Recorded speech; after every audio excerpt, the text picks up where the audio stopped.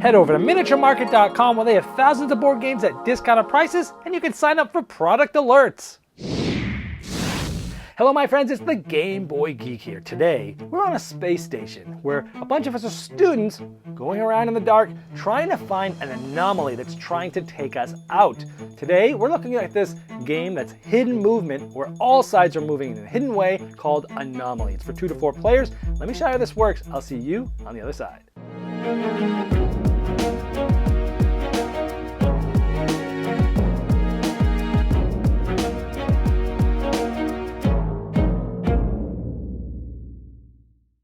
In Anomaly, all players are going to be moving hiddenly behind their shield on their little player board. One player is going to play the Anomaly, who is trying to feed off of the other players who are the students, and the students are trying to defeat the Anomaly.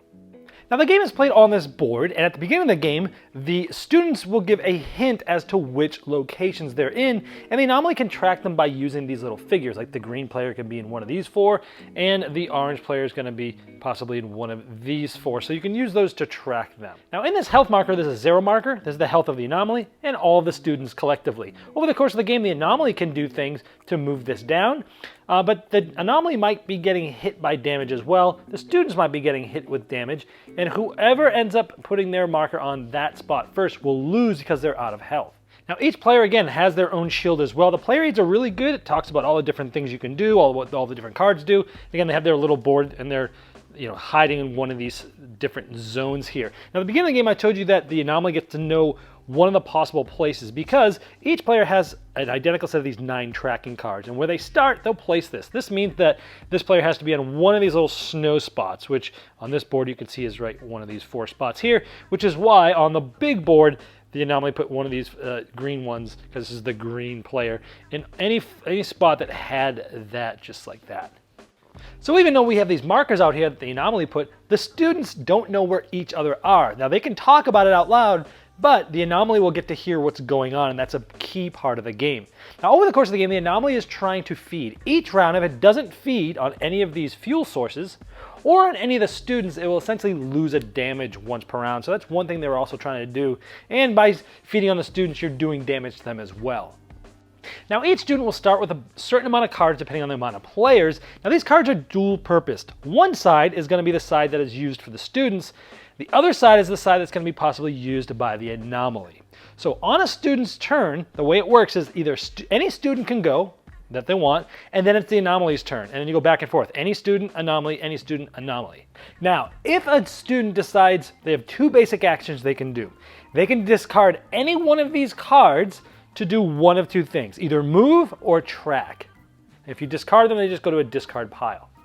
Now let's say this player wanted to move from here to here, and again you see all the rooms. There's one so outer ring, a middle ring, and a smallest inner ring here. So if you want to move, you can move to here, here, here, here, like that. So let's say they move here. So they were in this snow spot up here, and let's say they wanted to move to here. Now they would put a tracking card out.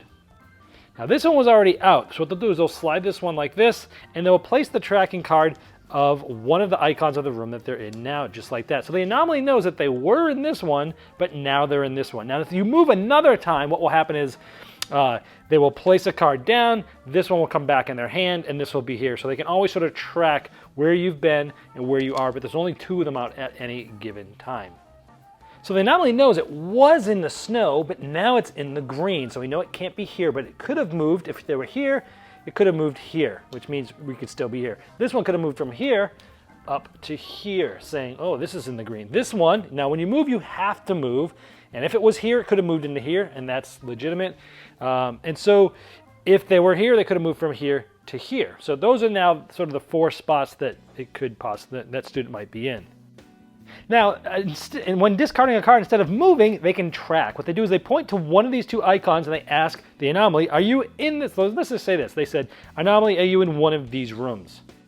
Now, if the Anomaly said no, then you realize that the Anomaly is not in any of the rooms that has that. But if they say yes, then the students will put out these sort of black markers saying, oh, the Anomaly we know now has to be in one of these 4 rooms with there. So it might be in with the green player, who knows? Now, after any student takes a turn, it's the anomaly's turn. Now, the anomaly has two choices. They can either pass, because the anomaly only has 3 turns per round. So if they want to, usually the anomaly will want to kind of hold and plan when to move and when to attack. So in this case, the anomaly could just say pass, and that would go back to the student's turn.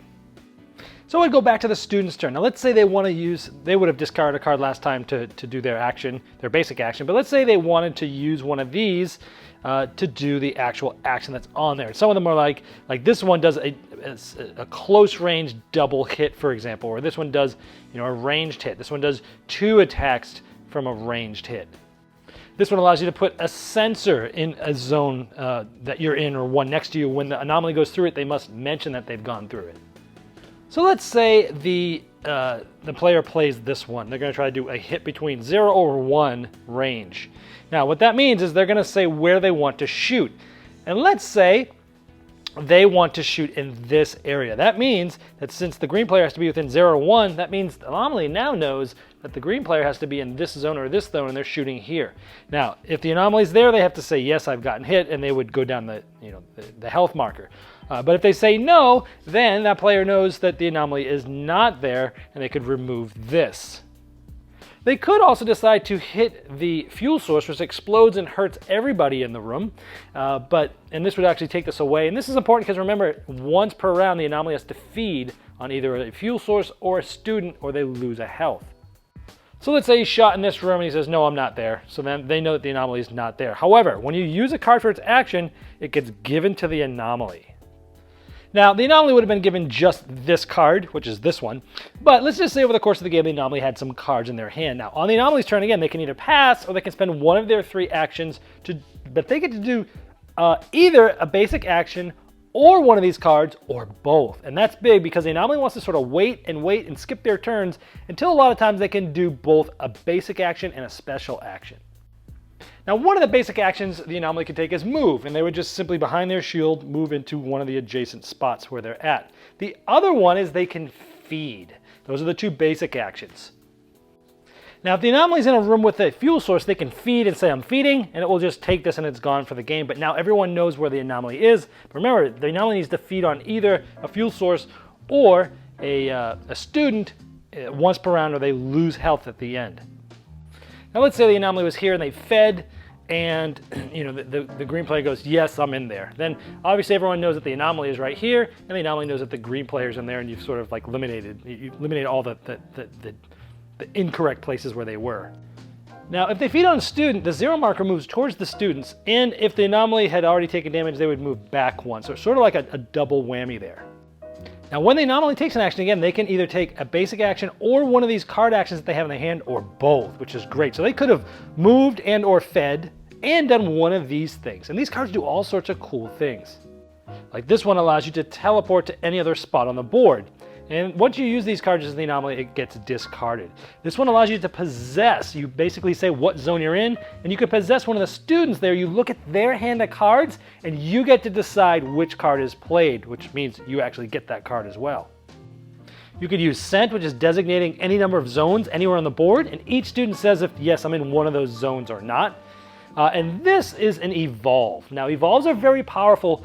You have to play 2 of them, so playing one of these does nothing. So when the players give the anomaly an evolve, they're going to talk to each other and let them know, hey, the anomaly has an evolve. We don't want to give them another one, because if you get 2 of these and you play it, it'll give the anomaly a special ability that they get to decide which one. Like morph, like when the anomaly is attacked, if students are in the same zone, then the student gets attacked instead of the anomaly. Or students reveal their position when they use an action other than move, track, or trap. Or phasing, which allows you to move through different shuttle bays on the board, which essentially are these spots. So the anomaly can actually move through those, making them be able to move a lot faster. So they just do very powerful things. And those powers last until they get another one, or for the rest of the game. That's essentially how the game works. Now, the rounds will continue. The students have to stop playing actions as soon as collectively all the students only have 2 cards left. And then the anomaly, obviously, once all their 3 actions are gone. So the anomaly might have a few actions to play, or the students might, depending on how fast the anomaly acts. Now, at the end of the round, again, if the anomaly did not feed on a student or a fuel, it loses 1 health. Also, at the end of the round, radiation leaks, and this will tell you the lowest number is where it goes. We'll go in this round. Now, at the end of next round, if anybody's in here at the end of the round, they lose a health. So people are going to not want to be in there. It's going to be a little dangerous. At the end of that round, another one comes out, and you look at the smallest number that's attached, that's the closest to that one. In this case, it would have been the 7, which is right here. So it's going to sort of spread, and it's going to spread, adjacent. But now at the end of that round, if anyone's in any of these two, they'll get hurt. So knowing where the anomaly wants to be for fuel and doesn't want to be, as the game goes on, it gets easier to deduce where they might be.